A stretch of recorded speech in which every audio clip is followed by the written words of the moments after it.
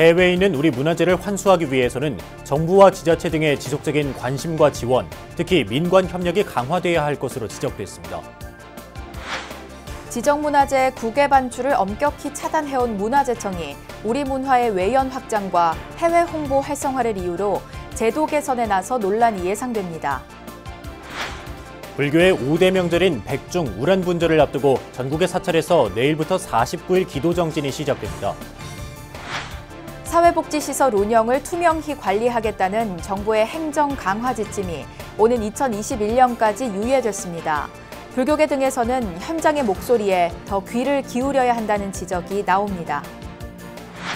사찰 음식이 새로운 한류 문화로 주목받고 있는 가운데 사찰 음식의 조리 역량을 강화하는 교육이 진행돼 관심을 모았습니다. 안녕하십니까. 6월 27일 목요일 BBS 뉴스입니다. 총성 없는 전쟁으로 불리는 해외 반출 문화재 환수에 대한 국민적 관심과 달리 구체적인 반환 활동은 여전히 소수 문화재에만 국한된 채 일회성에 머물고 있는데요. 정부와 지자체 등의 지속적인 관심과 지원, 민관 협력 강화가 절실히 요청되고 있습니다. 국회 논의 현장을 김연교 기자가 취재했습니다.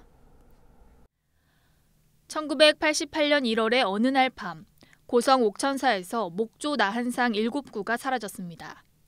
한순간에 도난당한 나한상을 되찾기 시작한 건 그로부터 25년 후. 우여곡절 끝에 7구 중 5구의 나한상이 제자리를 찾았지만 설득과 회유, 법적 소송 등 지난한 과정이 필요했습니다.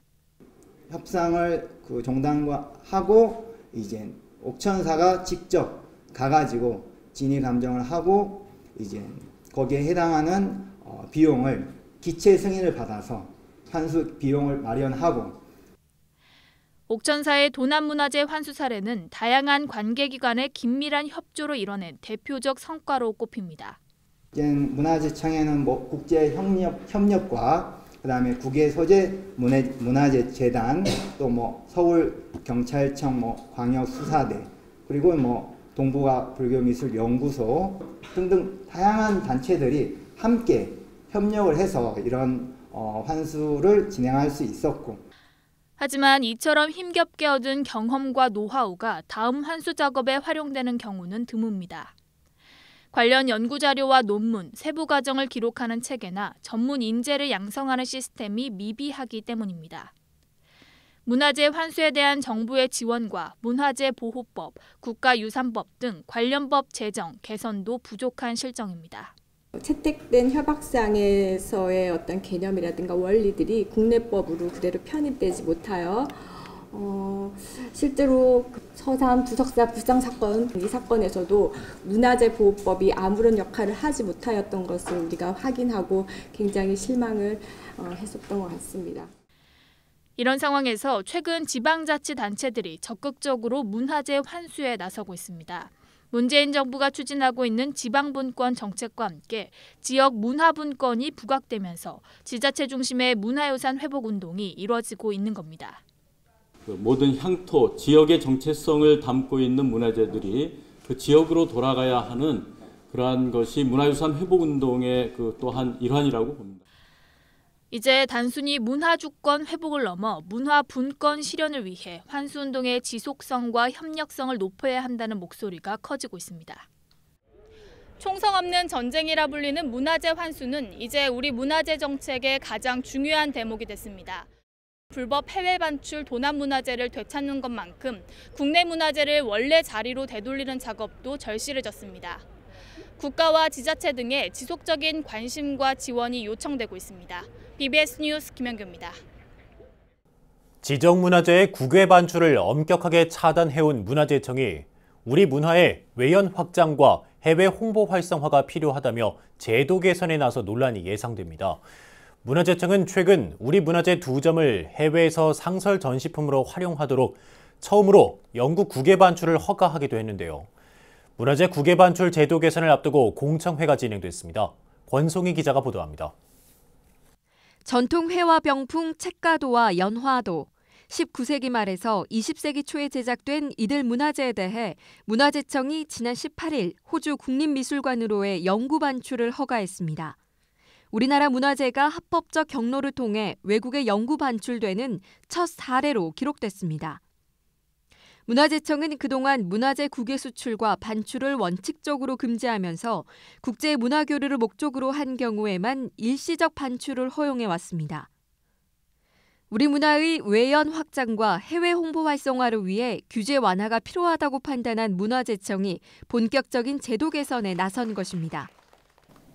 우리 문화재가 특히 19세기 말에서 20세기 초에 만들어진 일반 동산 문화재인 경우에 계속 이렇게 반출 부분에 있어서 금지와 관련된 강력한 규제를 하고 있는 것이 맞는가라는. 문화재청은 국립고궁박물관에서 문화재 국외 반출 제도 개선 공청회를 열어 문화재보호법 관련 법령을 최소 규제 방식으로 개정하겠다고 선언했습니다. 우선 국외 반출이 제한되는 일반 동산 문화재의 범위를 축소하는 작업에 나섰습니다.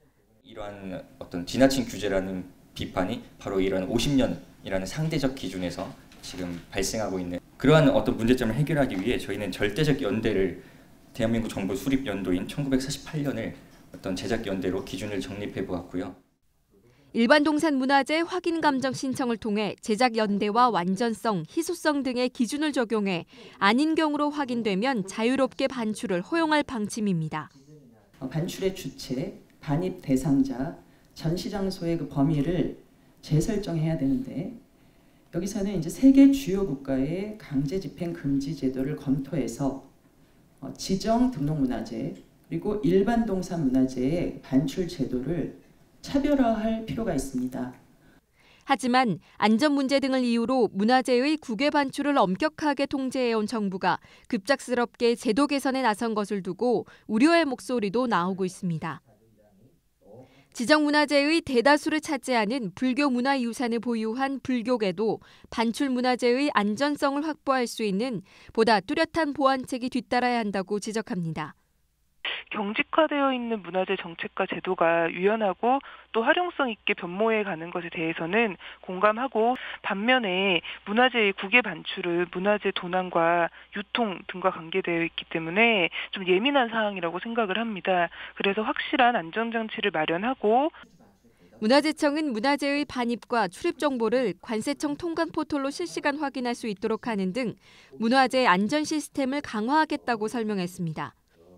우리가 반출 제도를 할 때는 제일 중요한 부분이 뭐겠습니까? 제대로 그 기간이 허용된 기간이 끝나고 나면 안전하게 돌아오는 것이 장치가 마련돼야 될 것이고 문화재 국외 반출 제도를 개선하기 위한 내용을 담은 법안은 사흘 전인 지난 24일 국회 문체위에 상정된 것으로 확인됐습니다. 정부의 움직임이 빨라지고 있는 가운데 국외 반출 문화재의 안전성을 확보할 대책이 어떻게 나올지에도 관심이 모아질 전망입니다. BBS 뉴스 권송입니다. 불교의 5대 명절인 백중 우란분절을 앞두고 전국의 사찰에서 내일부터 49일 기도 정진이 시작됩니다. 서울 조계사는 내일 오전 백중 49일 기도 입제식을 봉행하고 우란분절과 효사상의 의미를 되새길 예정입니다. 봉은사도 내일 오전 백중 입제를 시작으로 49일간 지장기도를 올리고 우란분절 기간 동안 대웅전 마당 등 온 도량을 연꽃으로 장엄합니다. 백중 우란분절은 매년 음력 7월 15일로 부처님의 10대 제자 가운데 목련존자가 생전의 업보로 지옥에서 고통받고 있는 어머니를 구제하기 위해 스님들에게 공양을 올린 것에서 유래됐습니다. 전국의 사찰들은 49일간의 백중기도 정진 기간에 돌아가신 부모와 조상의 넋을 기리기 위해 스님들에게 공양을 올리고 조상의 은혜와 효의 의미를 되새기게 됩니다. 군 복무 중 불의의 사고로 순직한 고 최종근 하구를 추모하는 추모석이 동국대 경주 캠퍼스에 마련됐습니다. 경주 동국대는 고인의 유가족, 군대 동기들과 친구들, 이대원 총장 등 교직원들이 함께한 가운데 고 최중근 하사 추모 식수와 추모석 제막식을 가졌습니다. 저는 종근이가 주목나무와 더불어 영원히 동국대학교 학우들, 선배들, 후배들 가슴에 항상 같이 했으면 합니다. 경영학부에 재학 중이었던 최 하사는 전역을 한 달 앞두고 지난달 24일 청해부대 최영함 입항 행사 도중 헛줄이 끊어지는 사고로 순직했습니다. 경주 동국대는 최 하사가 생전 공부했던 진흥관 앞 동산에 주목나무를 심고 고인을 기리는 추모석을 설치했습니다. 유족들은 최 하사가 군복무 기간 중 모은 월급과 수당 1,000만 원을 경주 동국대 발전기금으로 전달했습니다. 사회복지시설 운영 투명화를 위한 보건복지부의 행정지침 강화에 불교계 등에서는 주로 현장 여건과 동떨어진 조치라는 반응이 나오고 있습니다. 관련 지침은 일단 오는 2021년으로 유예됐지만 정부가 현장의 목소리에 더욱 귀를 기울여야 한다는 지적이 높습니다. 보도에 홍진호 기자입니다. 보건복지부는 올 들어 사업자 등록증과 금융계좌에 법인명이 일어나 직접 채용 등을 주문하는 사회복지시설 관리 안내 행정 지침을 내렸습니다. 하지만 불교계 사회복지시설 등 관련 분야 종사자들은 현행 90%의 시설이 시설명 등으로 운영되고 있고 직접 채용의 여력 또한 높지 않다며 비현실성을 지적하고 있습니다. 이런 상황에서 조계종 사회복지재단이 마련한 미래복지 포럼에서 불교계 시설들의 관련 입장이 제시됐습니다. 무엇보다 법인 산하 시설 한 곳에 문제가 생길 경우 법인 전체가 제재를 받는 부분이 불합리하다는 목소리가 높았습니다. 법인 산하 여러 시설 중 몇십 개 중에서 한 시설, 한두 시설에 문제가 생겨서 어떤 제재나 그런 걸 받게 되죠. 그럼 이제 다른 모든 잘하고 있는 시설에도 또 이게 연대 책임을 같이 물어서. 최호영 보건복지부 서기관도 한 시설의 문제가 법인과 종교계 전체 이슈로 확대돼서는 안 된다는데 공감을 표했습니다. 옛날에는 형제복지원하고 말았다가 갑자기 사회복지계 문제로 또 이게 이슈를 전환을 시켜버리는 거예요. 사실 사회복지계 문제가 아니라 그냥 형제복지원의 문제예요. 대구희망원도 마찬가지입니다. 대구희망원의 문제인 거지 사회복지계 문제가 아니거든요. 가톨릭의 문제가 아닌데. 하지만 최 서기관은 정부의 행정지침은 50년 동안 관례처럼 외면해온 법적, 제도적 미비점을 개선하는 데 초점을 맞췄다는 점을 분명히 했습니다. 세법이나 다른 법률 입장에 봤을 때는 사회복지 사업이라고 특례를 두고 있지 않죠. 그러니까 40년, 50년간 사회복지 사업을 해오면서 공무원들이 사회복지 쪽을 하는 공무원들이나 사회복지계에서 특례를 줄 수 있도록 노력을 해왔어야 되는데 안 해도 그냥 해왔던 것들이니까 그냥 편하게 지내된 거죠. 포럼에서는 법 개정의 취지는 공감하지만 시기적으로 이르다는 지적과 사회복지 사업이 갖는 특수성이 존중돼야 한다는 목소리도 높았습니다. 반면 민관 갈등 양상을 보였던 이번 사태를 사회복지 발전을 위한 전화위복의 계기로 삼아야 한다는 데는 대체로 공감대가 이루어졌습니다. 국가와 재단, 시설들은 각자 흩어져 각자 살아가는 것이 아닌 바로 파트너십이 바탕이 될 때 우리 대한민국 사회복지는 발전하리라 저는 확신하고 있습니다. 사회복지 현장과 깊이 있게 소통하면서 합리적인 방향으로 사회복지시설 관리 안내가 변화해 나갈 수 있도록 지속적으로 노력하겠습니다. 보건복지부의 행정지침은 오는 2021년 6월 30일로 유예됐습니다. 불교계가 주최한 이번 포럼은 남은 기간 민간이 머리를 맞대고 해법을 찾은 상생의 이정표가 될 것으로 보입니다. 한국불교 역사문화기념관에서 BBS 뉴스 홍진호입니다. BBS 불교방송과 조계종 불교상담개발원이 자살 예방과 생명 존중 사상 확산을 위해 손을 맞잡았습니다. 선상신 BBS 불교방송 사장과 불교상담개발원장 선업스님은 어제 BBS 본사에서 업무 협약을 맺고 생명살림 법회 홍보에 서로 협력하기로 약속했습니다.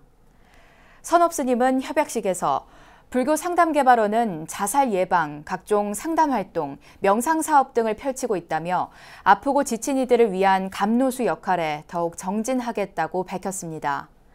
선상신 사장은 불교상담개발원이 벌이고 있는 생명 존중, 자살 예방, 몸, 마음, 쉼 등의 불사를 널리 알리는 데 지원을 아끼지 않겠다고 화답했습니다. 불교 상담개발원은 세계 자살 예방의 날인 9월 10일을 즈음해 전국 20여 개 사찰에서 생명살림 대법회를 봉행하고 있습니다. 새로운 한류 문화로 주목받는 사찰 음식을 체계화하고 대중화하기 위한 노력이 활발히 이루어지고 있습니다. 사찰 음식의 조리 역량을 강화하는 교육이 소임 스님 등을 상대로 진행돼 눈길을 끌었는데요. 류기환 기자가 현장에 함께했습니다. 신선한 가지를 얇게 썰어 전을 부친 뒤 새싹을 올립니다. 그 위에 겨자 소스를 얹으면 보기만 해도 먹음직스러운 가지 새싹전이 완성됩니다. 콩나물 우엉 잡채에서 배어나오는 고소한 기름 냄새가 교육관을 가득 채우며 입맛을 자극합니다. 진지한 자세로 강사 스님의 손끝을 눈으로 쫓기에 여념이 없는 수강생들은 모두 각 사찰과 단체 등의 사찰 음식 소임자들. 한국불교문화사업단이 사찰 음식을 체계적으로 배울 수 있는 일일 강좌를 열어 이들의 조리 역량 강화에 나섰습니다. 강의의 이제 목적이 소임자들 교육이잖아요. 소임자라는 거는 주로 템플스테이 사찰에 있는 공양주 부사님이나 또 담당 소임자 스님들이신데요. 템플스테이로 오시는 분들의 어떤 설문조사를 보면 늘 이제 제일 실망을 했다라는 표현이 이제 음식이거든요. 계절별 식재료에 대한 소개와 활용법, 사찰 음식 소임자의 마음가짐 등 이론 교육과 계절별 주요 메뉴를 직접 만들어보는 실습 교육이 함께 진행됐습니다. 교재는 불교문화사업단이 자체 제작한 책자가 활용됐습니다. 1세대라고 얘기하는 저희들 같은 경우 레시피 이제 만들어가면서 시작을 했고 또 그 덕분에 이제 사찰 음식이 대중에게 많이 알려진 계기가 됐고요. 레시피로 인해서 일반 분들이 훨씬 사찰 음식에 접근하기 쉬워진 거죠. 네. 꼭 필요한 작업이었다고 생각합니다. 수강생 대부분은 그동안 사찰 공양관에서 도제식 교육으로 조리법을 전수받았습니다. 같은 재료로 같은 요리를 만들어도 조리법이 달라 맛도 천차만별. 일정한 기준에 맞춘 정량 레시피로 직접 요리를 만들어 보면서 사찰 음식을 체계화, 대중화하기 위한 필수 과정이라는 데 공감했습니다. 저희도 이제 사찰 요리를 하지만은 이렇게 가르치는 프로그램 같은 거를 이제 해본 적도 없고 이제 본 적도 없다 보니까는 이제 새롭고 다른 요리를 도전해봐라. 다른 데 가서도 먹어보고 다른 나라 가서도 먹어보고 이거를 여기에서 뭐 고기, 오심채 그런 거 빼고 다른 거를 더 추가해서 뭐 사찰 음식 강좌는 불교문화사업단이 사찰 음식 특화 사찰로 지정한 남양주 봉선사, 대전 영선사, 대구 동화사, 장성 백양사에서 모두 10회에 걸쳐 진행됩니다. 봉선사가 이제 수도권 가운데는 사찰 음식 만드는 시설이 좀 잘 되어 있고요. 또 많은 분들이 접근성이 좋기 때문에 여기 강사분들 모시고 수업을 한다고 하니까 많은 분들이 호응을 해주셨어요. 그냥 스님들만이 먹는 음식을 이렇게 좋아하시는 분도 있지만 좀 일반인에게 조금 이제 적용이 되어서 이렇게 퓨전 이제 사찰 음식이 나오기도 하죠. 이번 교육은 계절에 따라 대상자에 따라 메뉴를 다변화하는 등 사찰 음식을 한 단계 업그레이드하는 계기가 될 것으로 기대를 모으고 있습니다. BBS 뉴스 류기환입니다. 한국불교문화사업단은 지난주 캐나다 몬트리올에서 국제 민간항공기구 관계자와 언론 관계자, 일반인 등을 대상으로 사찰 음식 만찬과 함께 템플스테이 체험 부스를 운영했습니다. 사업단이 운영하는 사찰 음식 전문점 바루공양 조리팀이 사찰 음식 코스 요리를 선보였고 템플스테이 체험 프로그램으로는 연꽃 만들기와 인경 탁본 체험이 진행됐습니다. 특히 이번 만찬에서는 한국 사찰 음식의 오랜 전통과 역사, 불교에서 음식을 바라보는 정신, 오관계의 의미 등을 설명함으로써 현장의 깊은 반향을 불러일으켰습니다. 주 몬트리올 한국총영사관이 주최하고 불교문화사업단이 주관한 이번 행사는 한국 사찰 음식의 우수성을 북미 지역에 널리 알리는 자리가 됐습니다. 불보살의 성상을 조각하는 작가를 불모, 즉 불상조각장이라고 부르는데요. 아버지와 두 아들 등 3부자가 모두 불상조각장으로 활동하면서 함께 작품 전시회를 열어 화제가 되고 있습니다. 박관우 기자가 보도합니다. 국내 최초 불상조각장인 이진영 거사가 두 아들과 함께 특별 전시회를 열었습니다. 이번엔 초조 달마대사 이후 선종의 혈맥인 심죽불, 마음이 부처다라는 주제를 삼았습니다. 대전전통나래관이 올해 특별기획으로 마련해 다음 달 27일까지 계속됩니다.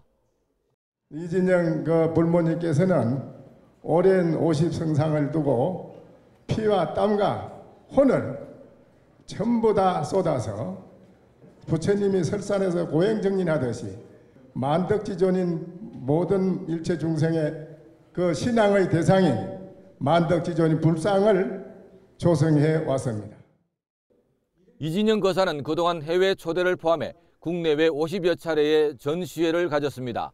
특히 목탱화 조각의 명맥이 끊어진 50년 전 국보와 보물을 스승삼아 전통을 복원했다는 평가를 받고 있습니다. 부산의 그 내원정사라는 데에 인연이 돼서 목탱화라는 걸 시작을 할 적에는 사실 사찰 그 조각이라는 것이 부처님 조각이라는 것이 거의 맥이 끊겨서 뭐 스승님도 딱히 이렇게 인연이 되기도 어려웠고 그렇습니다. 그래서 어떻게 보면은 지금 현재 국보나 보물들이 다 스승이었고 그리고 역대 큰 스님들이 그 말씀, 그 구전에 의해서 다 존경스러운 스승님이었습니다. 특히 이번 전시회는 아들이자 제자인 이재윤, 이재석 두 형제의 신예 작가가 동참했습니다. 지금 제 옆에 서 있는 이 관세음보살님은 청동으로 이제 제작이 되어졌고요. 화려한 이제 영락과 이제 금 문양으로 이제 채색으로 해가지고 이제 표현을 해봤습니다. 연 때도 이제 채색으로 해봤고 이제 좌대도 이제 채색을 해봤고 전체적으로 이제 조화스럽게 이제 금과 채색을 조화스럽게 이제 한 작품이라고 할 수 있습니다. 전통적인 부분도 분명히 필요합니다. 이제 그 전통적인 맥은 지속적으로 이어져 나가야 되고요. 앞으로 1000년이 흘러도 2000년이 흘러도 그때 당시의 작품들을 재현해내고 그거를 그 양식들을 충분히 공부하고 인지할 수 있는 능력은 꾸준히 가되 거기서 그 시대별로 또 어떤 작품들을 또 표현해내는 거는 또 각 시대의 또 숙제라고 생각을 합니다. 전국 시도 가운데 불상 조각장 지정은 대전시가 유일합니다. 국가문화재 승격이 요청되는데 아버지와 두 아들 등 3부자가 불상 조각장이 된 사례도 역시 유일한 기록입니다. 지난 20일 개막식에서는 불조각의 전통이 부자지간에 이어지는 사자상승의 사례가 희유하다는 칭송이 이어졌습니다. 50년이란 긴 세월 동안 부처님을 조성하면서 많은 어려움이 있었겠지만은 또한 또 두 아들 재윤이하고 재석이한테 전승한다는 게 그리 녹록지 않았을 것입니다. 그래서 두 아들이 또 함께 아버지의 뜻을 받들어서 해주는 데 대해서 또 한 번 박수를 보내주시기 바라겠습니다. 부모님께서 이 만성의 법상을 이렇게 드러내는 모습이 너무 아름답습니다. 또한 삼부자가 같이 함께 이렇게 이 부침의 상을 이렇게 보여주심이 너무나 장엄하고 앞으로 더욱더 이 법계에 더 수놓으시기를 또한 기원합니다. BBS 뉴스 박관우입니다. 조계종 제22교구본사 대흥사 신임주지 후보로 중앙종회 의원 법상 스님이 선출됐습니다. 산중총회에서 대중의 전폭적인 지지를 받은 법상 스님은 23대 주지 소임을 맡아 4년간 교구를 이끌게 됩니다. 광주 BBS 정종신 기자가 보도합니다. 조계종 제22교구본사 대흥사 제23대 주지 후보를 뽑는 장소 보제루. 보제루 입구는 선거인 명부를 확인하는 스님들로 분주합니다. 산중총회 의장을 맡은 대흥사 주지 직무대행 정상 스님의 안건 상정에 이어 투표가 시작됐습니다. 금일 산중총회 안건은 사전에 공지하였듯이 제22교구본사 대흥사 주지 후보자 선출의 건입니다. 그럼 본 안건을 상정하겠습니다.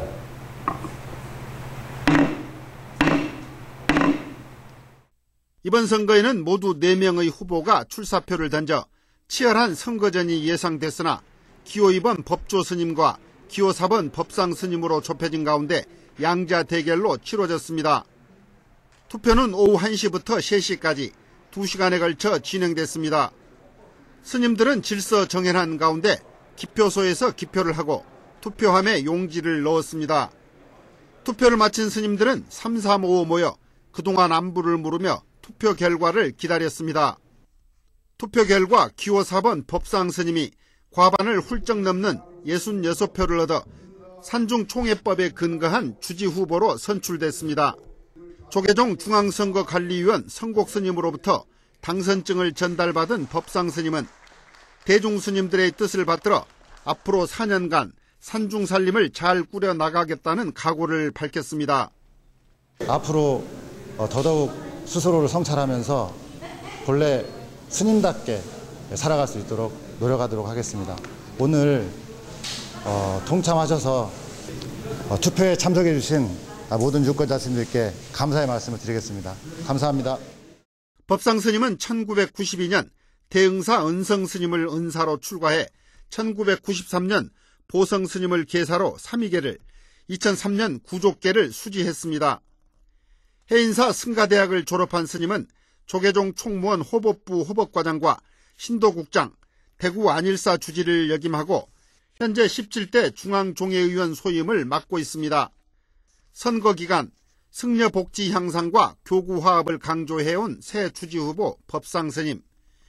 대응사는 새 주지 당선을 계기로 유네스코 세계문화유산에 빛나는 문화교육 포교 도량으로 한 단계 더 발전할 것으로 기대됩니다. BBS 뉴스 정종신입니다.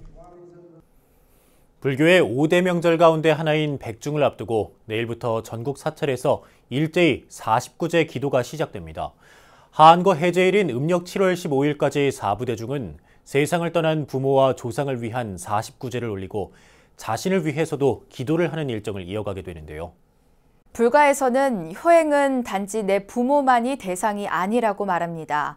나와 만나는 사람들 모두가 어느 전생에서 부모 형제의 연을 맺었을지 모르기 때문에 일체 중생이 모두 내 부모요, 형제라고 가르치고 있습니다.